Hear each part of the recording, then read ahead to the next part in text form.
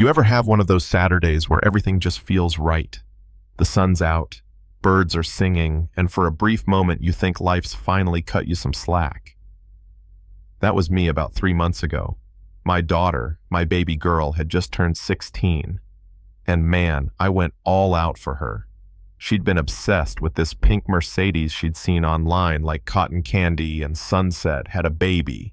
And after months of overtime, double shifts, and skipping out on golf with the guys, I made it happen.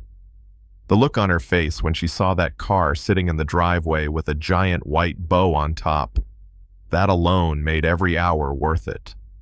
She washed that thing twice a day, gentle like it was made of glass, humming along to her playlist, the happiest I'd seen her since her mom and I moved us here to Willow Creek.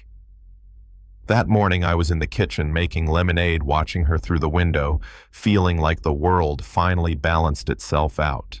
And then, like a bad omen wrapped in yoga pants, she appeared. This woman from 2 doors down, the one I'd seen power walking her little rat of a dog every morning, wearing the same green tracksuit like it was a uniform. I never even caught her name, but I sure as hell knew her type, tight-lipped, always looking like she smelled something bad that wasn't there. She stopped at the edge of our driveway, just staring. Not the curious kind of look, this was sour, judging, like she was auditing my happiness. My daughter, being her sweet self, waved, and this woman didn't even blink, just kept glaring. I almost laughed. Figured maybe she was just one of those folks who's allergic to joy. But then I heard this soft hiss, that unmistakable fizz of soda being poured, and when I looked back out that window, my stomach dropped. There she was, standing right next to my daughter's brand new pink car, tilting a giant fast food cup, dark Coke, cascading down the hood, thick and sticky, dripping onto the pavement. She was doing it slow, deliberate, like she was painting hatred across that shine. My daughter just froze, bucket in hand, her mouth open, trying to understand why someone would even do that. I don't remember walking outside, I was just suddenly there.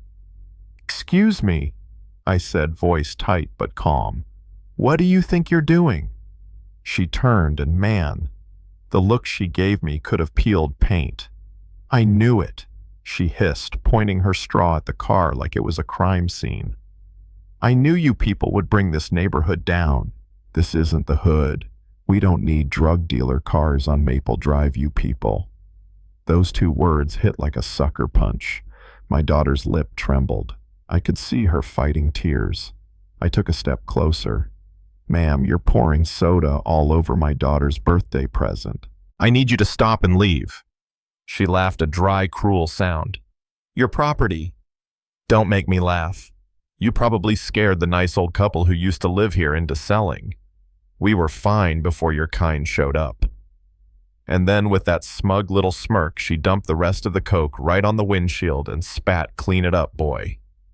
That was it. Something in me snapped, not in rage, but in clarity. I pulled out my phone thumb, hovering over the screen. "I'm calling the police." Her face drained. The bravado vanished.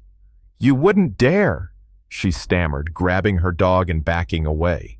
Then in true coward fashion, she bolted to her old wood-paneled station wagon, slammed it into reverse, straight into my white fence, and peeled out like a bat out of hell. My fence exploded into splinters.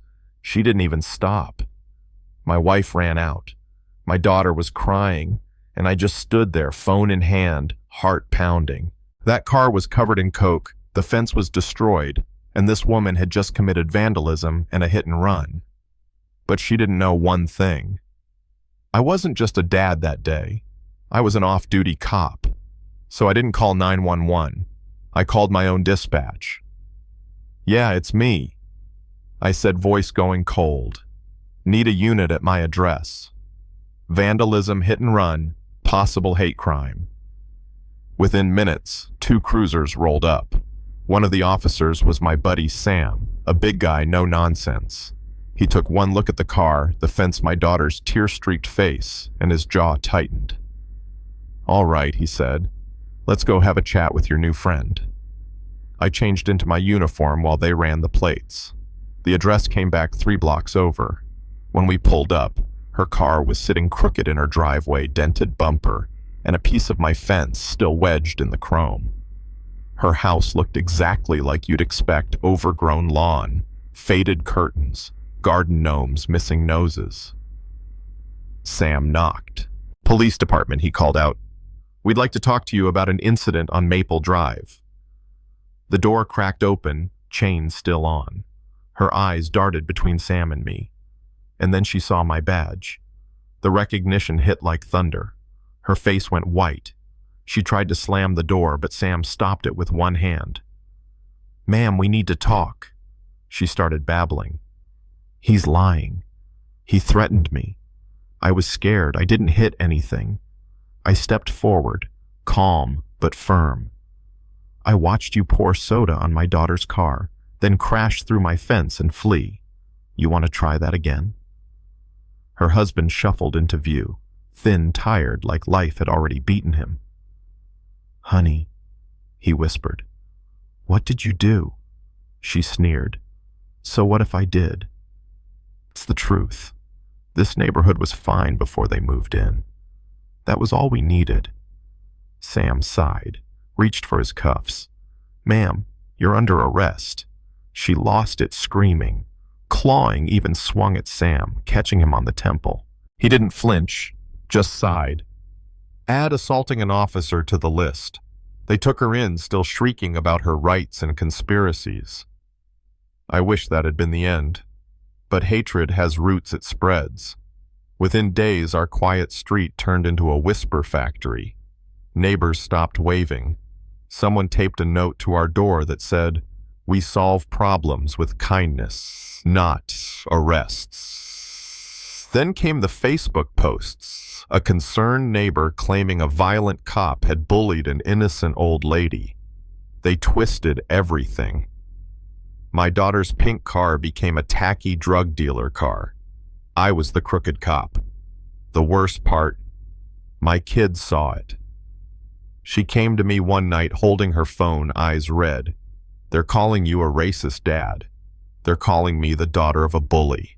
I don't want that car anymore." Hearing that broke me in ways I can't describe. The car wasn't the issue, it was what it symbolized. She'd learned that innocence doesn't protect you from hate. Then came the real gut punch. Internal Affairs called. A formal complaint had been filed against me. Abuse of power, harassment, racism. Her lawyer was playing dirty. I had to hand in my badge and gun while the investigation ran its course. For the first time in my career, I felt powerless.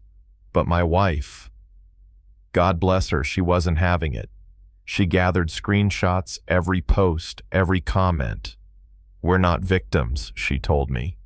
"We fight." She found a law firm downtown that specialized in defamation and civil rights. Within a week, they fired off cease and desist letters to every person who'd spread lies. The neighborhood Facebook page went dark overnight. And just when I thought that was our only small victory, fate gave us a gift. My elderly neighbor, Mr. Halverson, shuffled up to my driveway one evening. He looked nervous but determined. "I saw it," he said quietly. "I saw her pour that soda and wreck your fence. Heard what she yelled too. It was wrong. I'm willing to testify." That man's courage flipped the whole case. His statement combined with the body cam footage crushed every lie. The court denied their motion to suppress the video, the judge ruled it all admissible, and the DA added the hate motivation to the record. By the time trial came, she was a ghost of her old self sitting there in that floral dress like butter wouldn't melt. But the footage didn't lie. The jury saw her pour that Coke, "Call us you people," hit Sam, and scream her confession. The neighbor's testimony sealed it. The verdict came fast guilty on all counts. At sentencing, the judge didn't hold back. "You terrorized a family and poisoned your own community," she said. "You are not the victim. You are the architect of your own misery." 6 months in county jail. 2 years probation, a restraining order. When it was all over, I didn't feel triumph, just peace. My wife hosted a barbecue a month later, invited the whole block. Some folks came awkward but kind. A few apologized. My daughter finally took her car keys off the hook, gave me a little grin, and said, "I think I'm ready to drive again." That pink Mercedes glimmered under the sun as she pulled out of the driveway, same car, new meaning. The fence was rebuilt whiter and stronger. The house felt like home again. Sometimes I still think about that woman, the bitterness, the way she let hate eat her alive. And I remind myself that people like that don't destroy you unless you let them. So yeah, maybe the story isn't just about a pink car or a fence. Maybe it's about drawing a line, deciding who you let pour their poison into your life. What do you think? Was justice really served? Drop your thoughts below. I read every single one.